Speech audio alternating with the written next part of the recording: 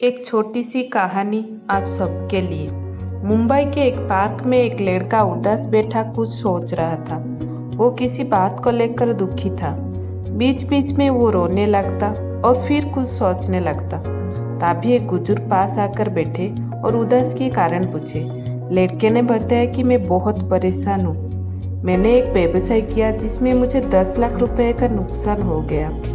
अब मेरे ऊपर 10 लाख रुपए का बैंक कर्ज है। मेरा मकान गिरवी पड़े है। मेरी बूढ़ी माँ बीमार है। ऐसा लगता है कि दुनिया भर के परेशानी भगवान ने मुझे दे दिया है। समझ में नहीं आ रहा है मैं अब क्या करूं। बुजुर्ग ने उसके बाद ध्यान से सुनी और फिर उसने अपने बैग से एक चेक निकाला और बोला, चलो मैं तुम्हारी परेशानी दूर कर देता हूँ। मेरा नाम जमशेद दर्जी टाटा है और मैं भारत में सबसे धनवान व्यक्तियों में से हूँ। ये लो, मैं तुम्हें 10 लाख रुपए की चेक देता हूँ। तुम इससे अपनी परेशानी दूर कर लो और फिर पैसा कमा कर 1 साल में वापस कर लो। मैं तुम्हें ठीक 1 साल के बाद यही मिलूंगा और अपना पैसा वापस ले लूंगा। इतना कहकर बुजुर्ग वहां से चले गए।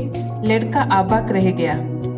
उसे लग रहा था कि जैसे वो कोई सपना देख रहा था। वो जमशेद दर्जी नाम से तो परिचित था पर कभी देखा नहीं था। उसे तो विश्वास नहीं हो रहा था कि कोई इतनी बड़ी रकम किसी अनजान व्यक्ति को कैसे दे सकता है। जब कोई अनजान व्यक्ति को इतना भरोसा है तो मुझे खुद पर भरोसा क्यों नहीं है। उसने निश्चित किया कि पहले वो अपना काम पूरे प्रयास और ईमानदारी से करेगा। यदि वो अपने काम से असफल रहा तो तभी वो उस चेक को इस्तेमाल करेगा। उसने चेक को अलमारी में सुरक्षित रख दिया और अपना काम पूरी ईमानदारी से करने लगा। उसकी मेहनत रंग लाई। साल भर में वो न केवल अपने कर्ज को चुका दिया बल्कि अपनी स्थिति भी सुधार लिया। ठीक 1 साल बाद उसी चेक को लेकर वो पार्क में पहुंचा और बुजुर्ग का इंतजार करने लगा।